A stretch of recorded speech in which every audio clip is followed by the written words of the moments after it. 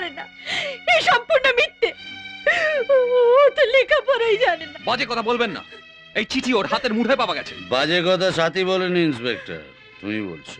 আইনের দালালি করছিলে জানতাম, কিন্তু তার সাথে সাথে ইজ্জত নিলামের ব্যবসাও শুরু করে দিয়েছো নাকি? জানো তো একে শুদ্ধ ভাষায় কি বলে? ভেড়ুয়াগিরি। বিক্রম চুপ করো! আমিও তোকে বলে দিচ্ছি সামন্ত রায়, কাল কোর্টে যদি কোনো উল্টো পাল্টা ড্রামা করিস, আমি সেখানেই তোকে মারবো।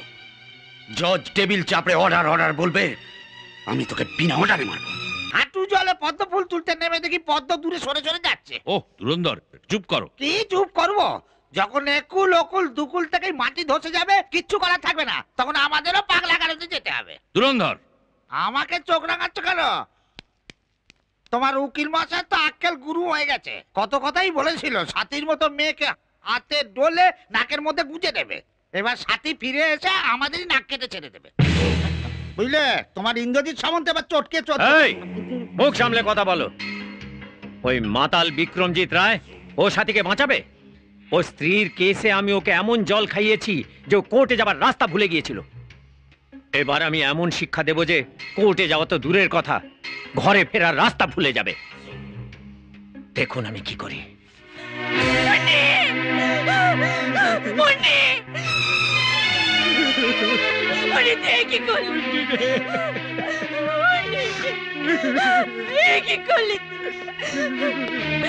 কি হলো মেসোমশাই? আজকে ওর অপারেশন হওয়ার কথা ছিল, আমি ছাড়া আর কেউ ছিল না গো।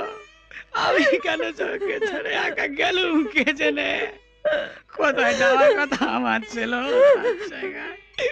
ফুটফুটে মেয়েটা আমার ছেড়ে চলে গেল। আমি এখন কি দিয়ে থাকবো গো মা?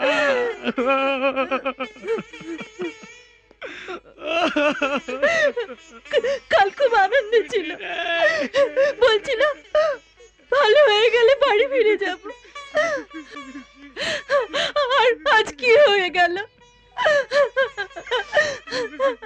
বিক্রম বাবু চলে গেল, আমাদের সবাইকে ছেড়ে ও চলে গেল। আজ ওর অপারেশন হওয়ার কথা, কিন্তু সেই সুযোগ হরিল না। কষ্ট সহ্য না করতে পেরে আত্মহত্যা করেছে মুন্নি। না, ও আত্মহত্যা করেনি। আত্মহত্যা করার আগেও সমস্ত কিছু লিখে দিয়ে গেছে, এই তার হাতে লেখা চিঠি। নাও সাথী পড়ো, ইন্সপেক্টর সাহেবের ডকুমেন্টটা পড়ে দেখো। আমি আর সইতে পারছি না, দিনের পর দিন যন্ত্রণা বেড়ে চলেছে, তাই আমি আত্মহত্যা করছি। না, এই চিঠিও লিখতে পারে না, এই সম্পূর্ণ মিথ্যে। ও তো লেখাপড়াই জানে না। বাজে কথা বলবেন না, এই চিঠি ওর হাতের মুঠোয় পাওয়া গেছে। বাজে কথা সাথী বলেনি ইন্সপেক্টর, তুমি বলছো। এই চিঠি মুন্নির হাতে পেয়েছো না?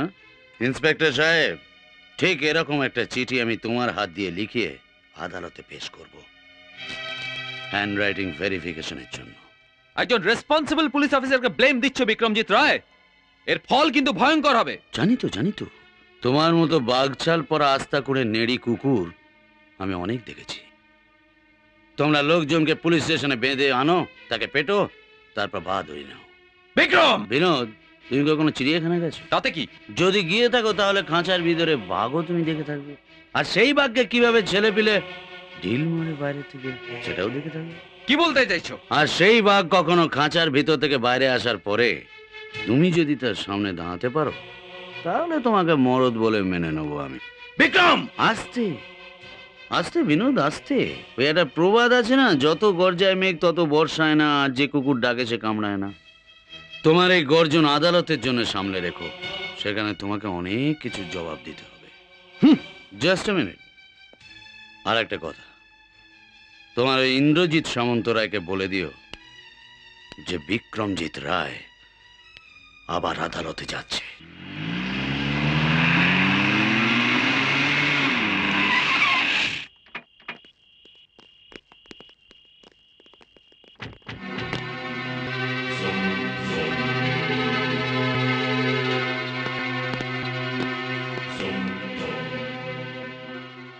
বিক্রম, তোমারই লাভের জন্য তোমার কাছে একটা প্রপোজাল নিয়ে এসেছি। লাভ? অন্যের লাভ ক্ষতির হিসেব তাহলে রাখছো সামন্ত রায়। প্রপোজালটা শুনি। প্রপোজালটা হচ্ছে out of the court settlement, মানে কোর্টের বাইরে কেসের সমাধান। আর তুমি তো জানো ইন্দ্রজিৎ সামন্ত রায় জীবনে হারতে শেখেনি। আউট অফ কোর্টের প্রপোজাল নিয়ে যে আসে সে হারবার ভয়ই আসে সামন্ত রায়। স্বাতী রায় সর্বজ্ঞর কেসেতে হাত দিয়ে তুমি এমনই একটা তারে হাত দিয়েছ যে তারে হেভি কারেন্ট ফ্লো করছে। শখে চিৎপটাং হয়ে মরা ছাড়া তোমার অন্য কোনো রাস্তা নেই আর। আচ্ছা, 20 দাঁত ভেঙে গিয়েছে, তবু ফনা তোলার অভ্যেস এখনো যায়নি। শোনো, ধনঞ্জয় রায় সর্বজ্ঞ 4 লাখ টাকা অবধি রাজি আছেন। একটা সামান্য মেয়ের ইজ্জতের থেকে ও টাকাটা অনেক বেশি। আইনের দালালি করছিলে জানতাম, কিন্তু তার সাথে সাথে ইজ্জত নিলামের ব্যবসাও শুরু করে দিয়েছো নাকি? জানো তো একে শুদ্ধ ভাষায় কি বলে? ভেড়ুয়াগিরি। বিক্রম, চুপ করো, না হলে এ কেসের এখানেই দফা রফা করে দেবো। তারিখ শুনানি কিছুই মানবো না, সোজা ভাষায় ন্যায় বিচার করে দেবো। তোমার লোকগুলোকে দয়া করে বুঝিয়ে দিও সামন্ত রায়, এমন বহু খেলনা বাজারে কিনতে পাওয়া যায়, কিন্তু তা ধরে খেলার তাগদ কখনো বাজারে বিক্রি হয় না। যে সত্যি সত্যি খেলতে জানে তারই এসব নিয়ে খেলার তাগদ থাকে। যতদূর মনে হয় তোমাদের মধ্যে কেউই মরদ নয়, ইনক্লুডিং ইউ সামন্ত রায়। এর জবাব আমি কাল কোর্টে দেব মিস্টার বিক্রমজিৎ রায়। আমিও তোকে বলে দিচ্ছি সামন্ত রায়, কাল কোর্টে যদি কোনো উল্টো পাল্টা ড্রামা করিস আমি সেখানেই তোকে মারবো। জজ টেবিল চাপড়ে অর্ডার অর্ডার বলবে, আমি তোকে বিনা অর্ডারে মারবো। বিক্রমজিৎ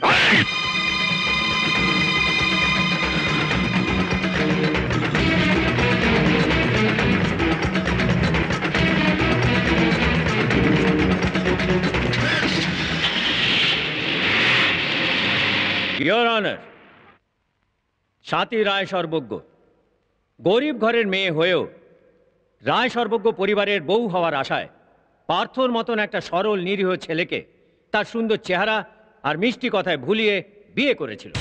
তার একমাত্র উদ্দেশ্য ছিল রায় সর্বজ্ঞ পরিবারের ট্রেজারির চাবি হাতের মুঠোয় নেওয়া, কিন্তু সে কাজে সফল হয়নি। ও তবু সুযোগের অপেক্ষায় ছিল।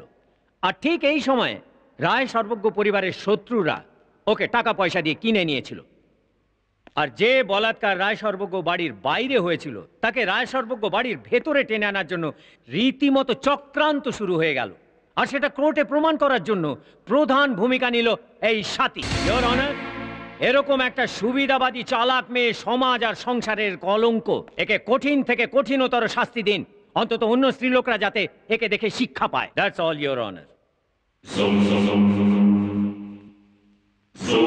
ইয়োর অনার, ইন্দ্রজিৎ সামন্ত রায় কেবল আমায় নয়, মানবর আদালতকেও বড় কনফিউজ করে দেবেন। আমার মনে হচ্ছে উনি অনেক হিন্দি ফিল্ম দেখেন।